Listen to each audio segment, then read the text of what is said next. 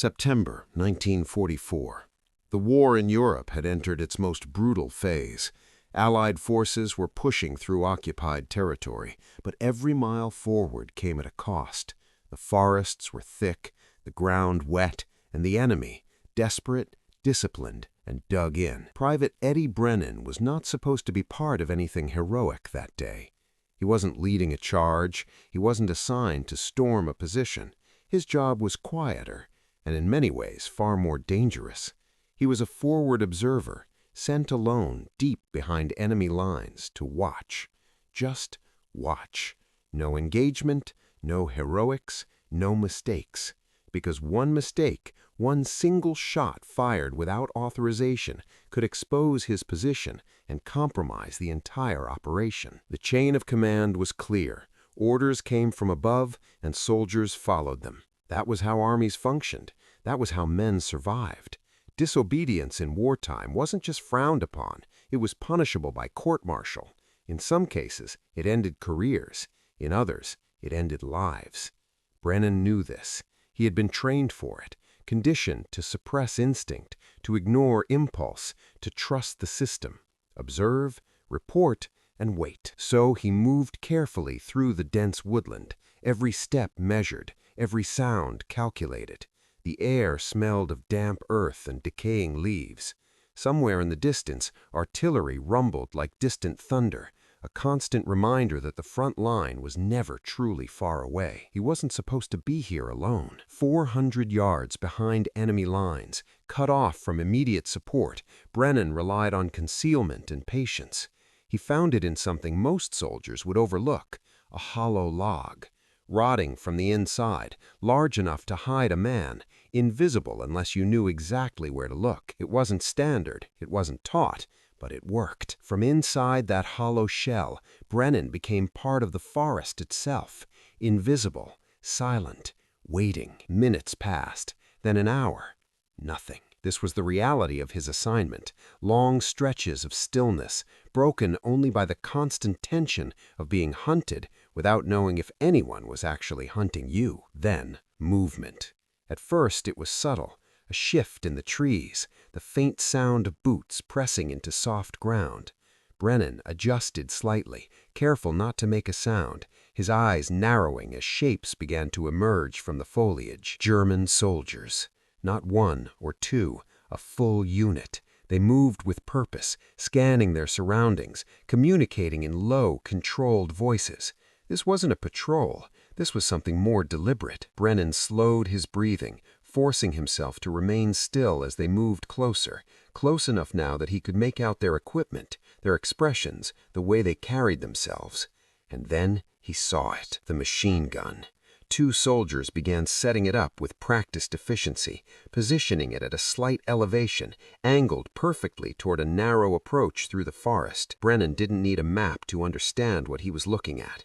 That approach, that exact corridor, was the path his company was scheduled to move through.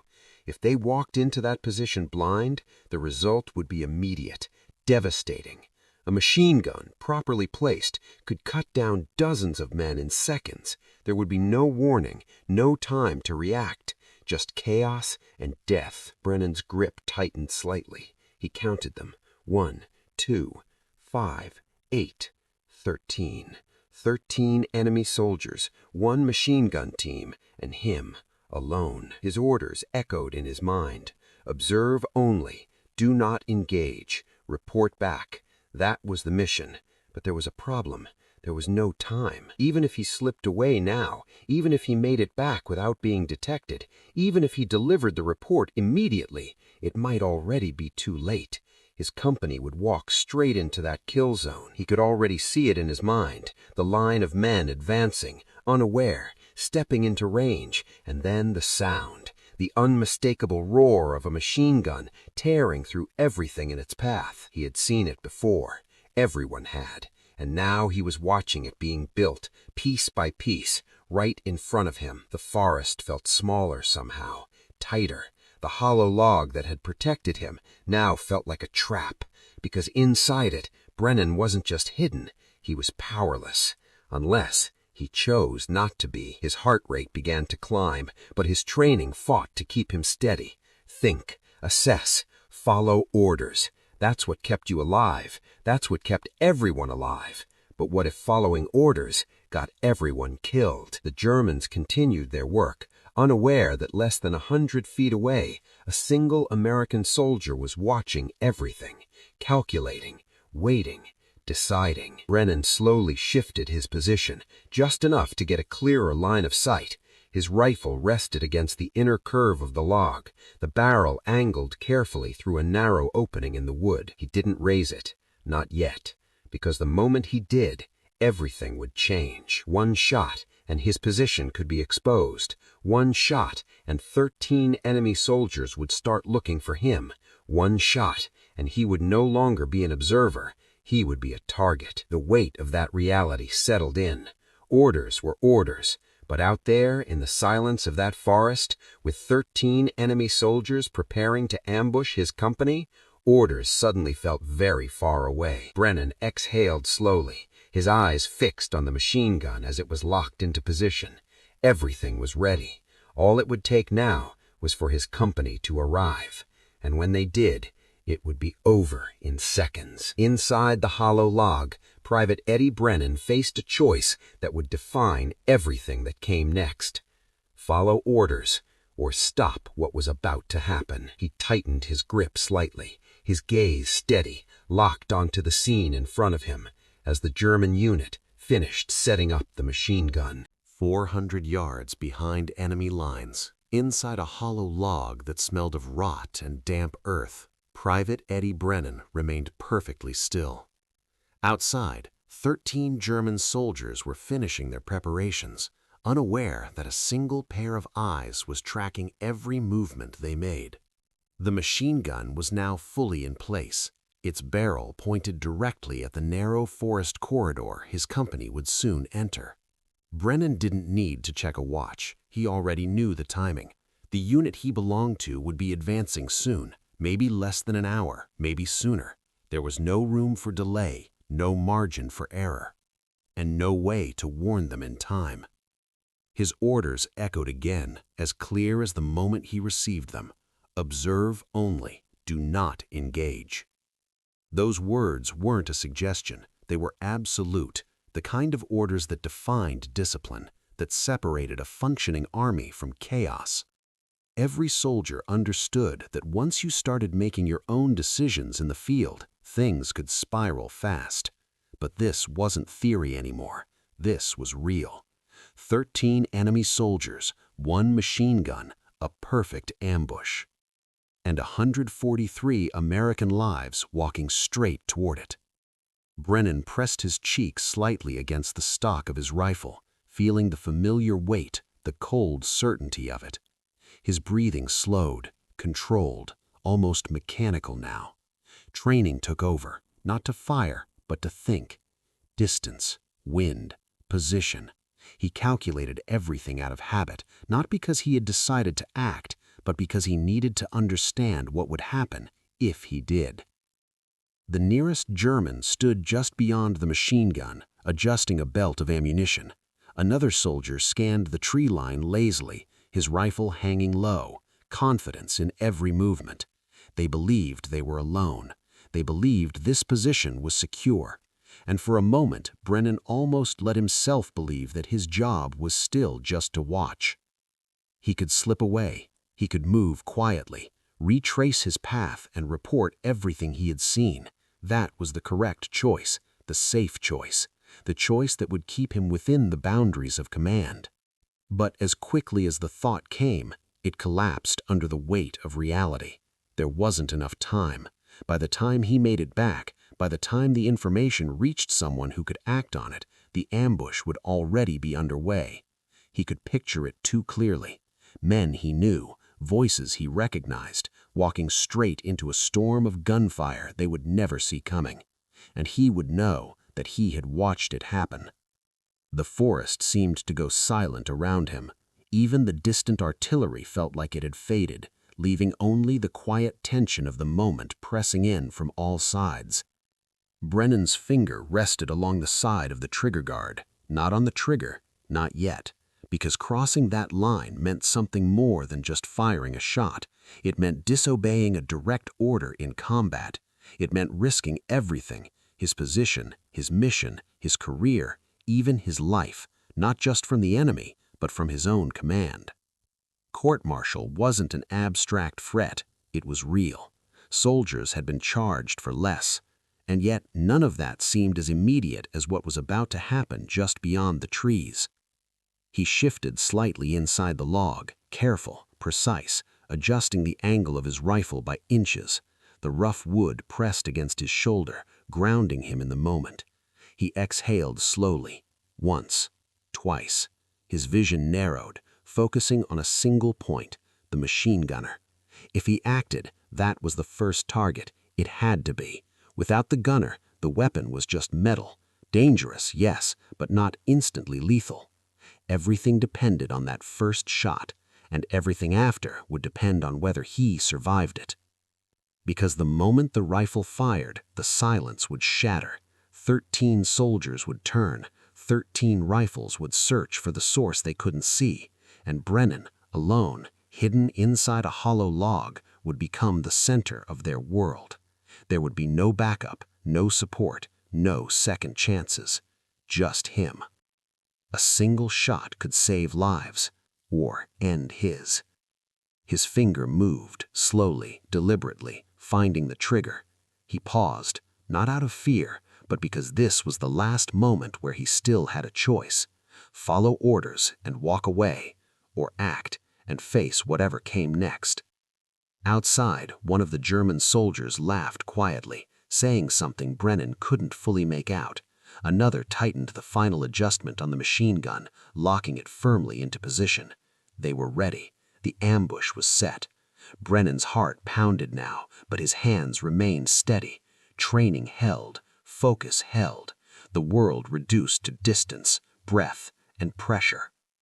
He took one final breath, slow and controlled, and in that moment, inside a rotting hollow log deep behind enemy lines, Private Eddie Brennan made his decision. He squeezed the trigger. The crack of the rifle split the forest. The machine gunner dropped instantly. For a fraction of a second, everything froze. The German soldiers stood in shock, their minds struggling to process what had just happened. Then, chaos erupted. Shouts, movement, rifles snapping upward, eyes scanning wildly for a target they couldn't see. Brennan didn't hesitate. He adjusted slightly, already lining up his second shot, because now there was no turning back.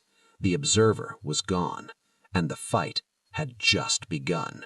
The second shot came less than 3 seconds after the first. Another German soldier dropped, this time one of the men reaching for the machine gun. Brennan didn't watch him fall. He was already moving, adjusting his aim by inches, his breathing steady, controlled, almost detached from the chaos unfolding outside. The forest had erupted.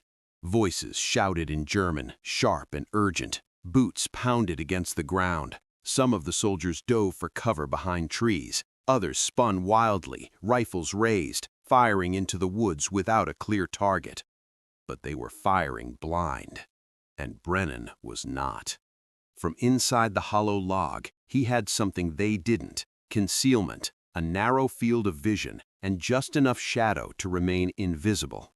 The opening in the wood was barely wider than his rifle barrel, masking the flash of each shot, swallowing the sound just enough to confuse direction. Still, he knew it wouldn't last. Not for long. He fired again. A third target fell, this one farther back, trying to reposition, perhaps to flank. Brennan had anticipated it. He wasn't just reacting now. He was controlling the engagement, dictating movement, forcing the enemy into panic. But 13 soldiers didn't stay disorganized forever. Within seconds, their training kicked in. One of them barked orders. The firing shifted, less random, more deliberate. Bullets began striking closer to Brennan's position, snapping against branches, tearing into the bark of nearby trees. They didn't know exactly where he was, but they were getting closer. Brennan shifted slightly inside the log, ignoring the rough wood scraping against his uniform. He adjusted his angle again, careful not to expose more than necessary. Patience, precision. He waited. One of the German soldiers broke cover, sprinting low across a small gap to reach the machine gun. Brennan tracked him, exhaled, and fired. The man collapsed mid-stride. The machine gun remained unmanned. For now. Seconds stretched, then minutes. The initial chaos faded into something more dangerous, a tense, calculated hunt. The remaining soldiers spread out, moving tree to tree, scanning, listening. They were trying to triangulate his position. Every shot Brennan took now carried more risk. Every movement mattered. He slowed down. No wasted shots, no panic. He wasn't fighting 13 men anymore. He was fighting time. Because every minute he held them here was another minute his company wasn't walking into that ambush, another minute closer to survival. A rifle cracked from the left, closer than before. A bullet punched through the outer layer of the log with a dull, heavy thud, spraying splinters across Brennan's face. They were closing in. He didn't react outwardly, didn't flinch, but internally the calculation shifted. His position was no longer secure. He had two choices now: stay and risk being surrounded, or move and risk being seen. Neither was good. But staying still meant eventually being found. So he adapted. Slowly, carefully, Brennan shifted his body within the hollow log, creating a slightly different firing angle. Not enough to expose himself, but enough to change the pattern of his shots. To them, it would feel like there were multiple shooters. Confusion. That was his ally now. He waited again. A helmet appeared briefly behind a tree, just a fraction of a second. Enough. One shot. Another soldier down. A shout followed, louder this time, angrier. The Germans were frustrated now, their confidence slipping. They had walked into what they thought was a secure setup, only to find themselves pinned down by an invisible threat. But they were still dangerous, still trained, still hunting. Minutes passed like hours, the forest filled with tension, broken only by sudden bursts of gunfire. Brennan fired only when he had to, conserving ammunition, choosing targets that mattered, those who moved too much, those who tried to take control, those who got too close. The number of voices outside had changed, fewer now, harder to track. At some point, the silence stopped. Not completely, but enough to notice. That was worse, because silence meant they were thinking, planning. A branch snapped somewhere to his right. Too close. Brennan shifted his eyes, not his rifle, scanning through the narrow gap. For a moment he saw nothing. Then, movement. A shadow, low to the ground, creeping forward with deliberate care. They had figured something out. They didn't know exactly where he was, but they knew he hadn't moved far. Brennan adjusted slightly, barely breathing now, the rifle inching toward the new angle. The soldier moved again, slow, cautious, rifle ready, closing the distance. 20 yards. 15. Too close. Brennan didn't wait. He fired. The shot echoed violently in the confined space of the log, almost disorienting, but the result was immediate. The man collapsed mid-stride. Silence followed. A heavy, unnatural silence. No movement, no voices. Just the distant rumble of war far beyond the trees. Brennan stayed still, waiting, listening. His heart pounded, but his mind remained sharp, focused. He didn't know how many were left, didn't know if they were retreating or preparing something worse. But one thing was certain. The ambush they had planned was gone, destroyed. And for the first time since he pulled the trigger, Brennan allowed himself a single thought beyond survival. He had done it. But the fight wasn't over yet. For several long seconds, nothing moved. The forest, which had been alive with gunfire and shouting, now felt unnaturally still. Brennan remained inside the hollow log, his rifle fixed on the last position he had fired at, his body tense, waiting for any sign that it wasn't over. Because it never ended that easily, not out here. He listened. No voices, no movement, no shifting branches, just silence. Slowly, carefully, Brennan adjusted his position, widening his field of view by a few degrees. The opening in the log revealed fragments of the scene beyond, scattered equipment, unmoving figures, the machine gun still sitting where it had been placed, untouched now. The ambush point had been shattered. But Brennan knew better than to assume victory. If any of them were still alive, they would be waiting for exactly this moment, for him to reveal himself, to make a mistake, to step out of cover. So he stayed where he was. Minutes passed, then more. Time stretched again into something difficult to measure. His muscles began to ache from remaining still for so long, but he ignored it. Pain didn't matter. Movement did. Finally, after what felt like an hour but was likely far less, Brennan made a decision. Not to leave, but to report. Slowly, he shifted one hand away from the rifle and reached for his field radio. The device was small, but in this moment it felt heavier than anything he carried, because now what he said and how he said it would set something much larger into motion. He keyed the transmitter, keeping his voice low, controlled. Coordinates, enemy position, machine gun implantment neutralized, multiple enemy casualties. He didn't exaggerate, he didn't speculate, he just gave them the facts. For a moment there was only static. Then a voice came through, sharp, immediate, asking for confirmation. Brennan repeated himself. There was a pause on the other end, a longer one this time, as if whoever was listening was trying to understand exactly what they were hearing. Because a lone forward observer, deep behind enemy lines, reporting the destruction of an entire ambush position, wasn't standard, it wasn't expected, and it definitely wasn't according to orders. More voices came onto the line, overlapping, urgent now. Requests for clarification, questions about enemy strength, verification of coordinates again. Brennan answered each one, calm, precise, leaving out only one detail. He never said he had engaged. But they were starting to figure it out, because the picture he was describing didn't match passive observation. It matched direct action. There was another pause, and then the tone shifted. Orders came through, clear, immediate. Artillery was being prepared. Brennan's eyes flicked back toward the open forest ahead of him, the same space where less than an hour ago 13 soldiers had been preparing to unleash a deadly ambush, was now about to become something else entirely. A target. He adjusted his position slightly, scanning once more for any movement. If anyone had survived, if anyone was still hiding out there, they wouldn't be for long.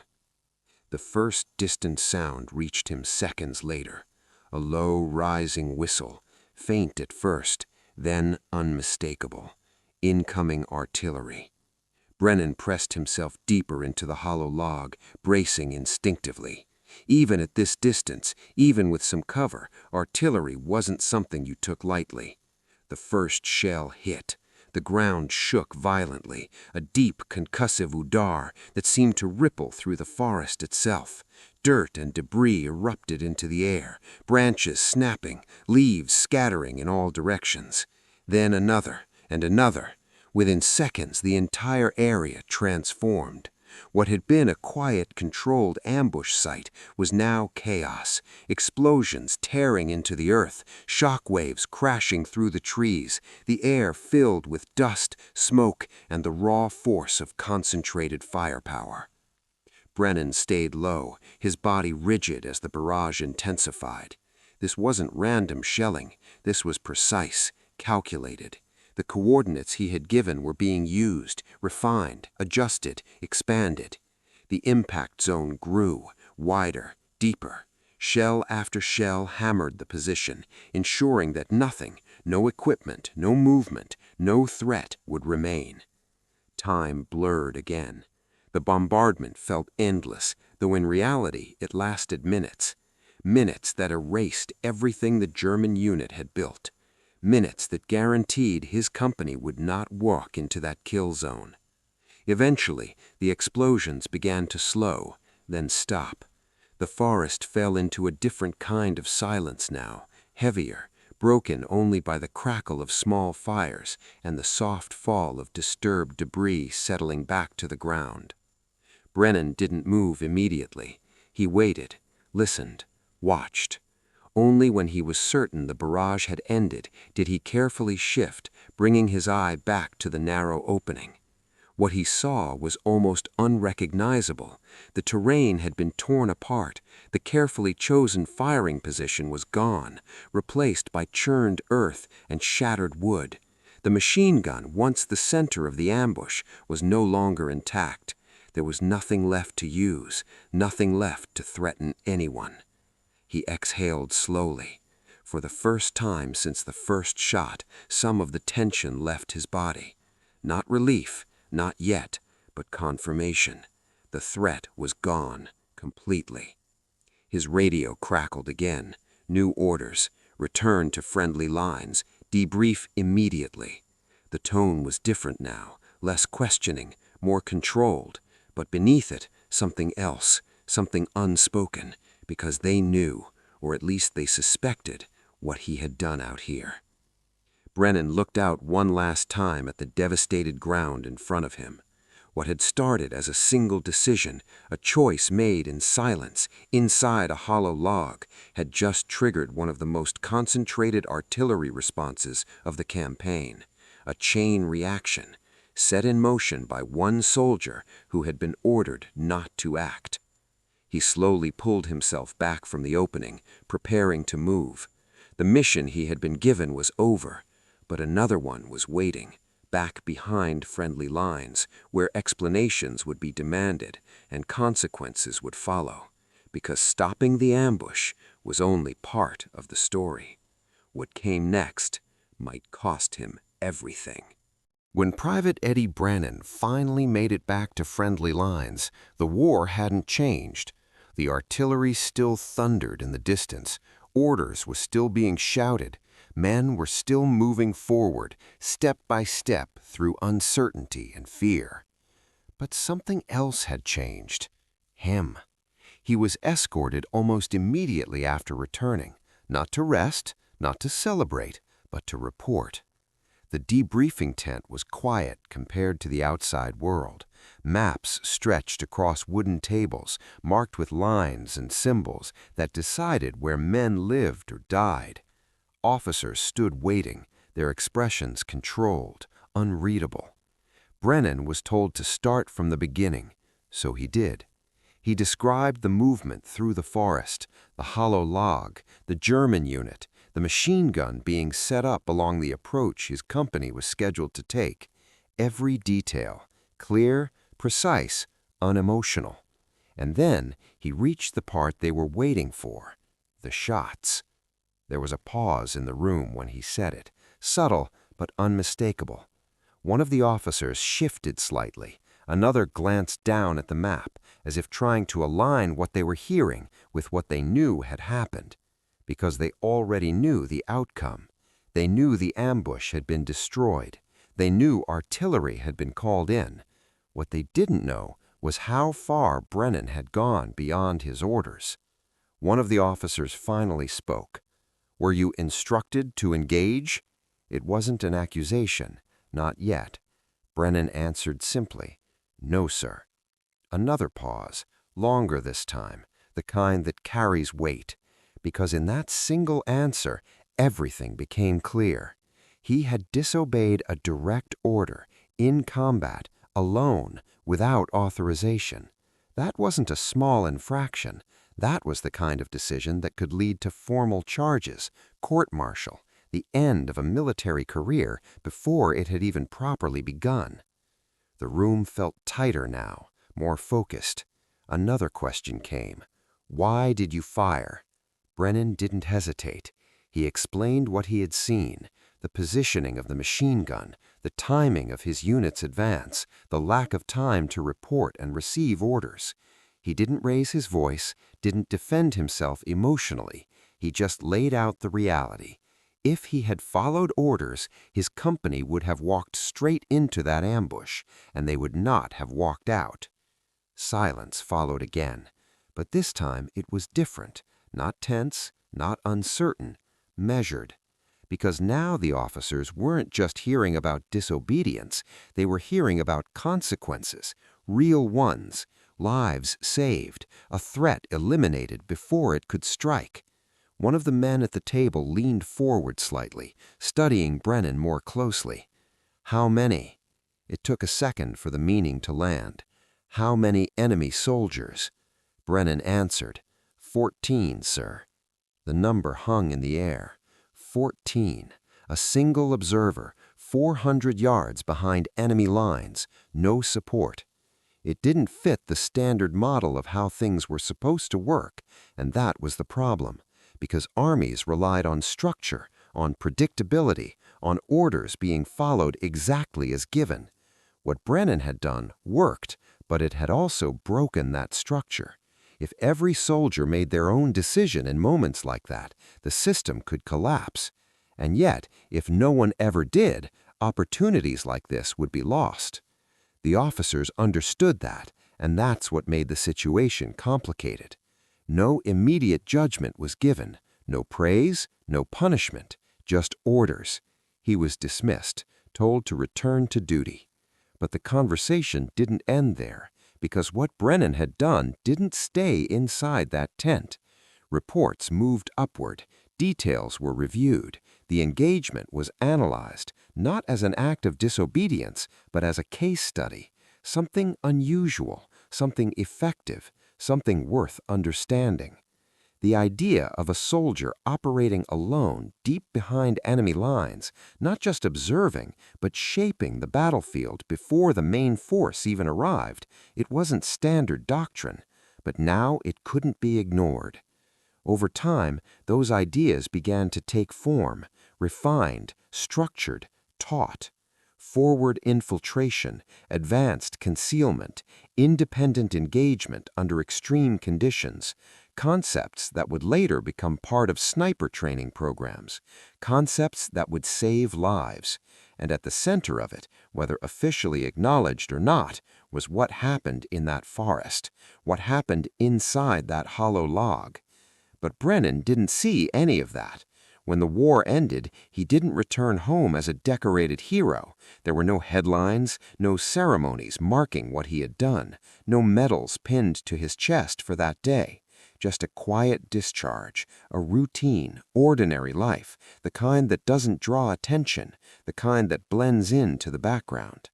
Years passed, then decades. The war became something people talked about in past tense, stories told by others, memories that faded with time. And Brennan became just another name among millions who had served. No one looking at him would have known. Not about the forest, not about the decision, not about the 14 soldiers or the 143 lives that never had to face that machine gun.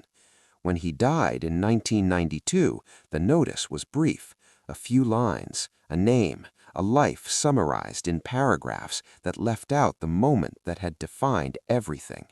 No mention of the hollow log, no mention of the choice, no mention of how close he had come to being punished for doing what he believed was necessary. But history doesn't always record impact in headlines.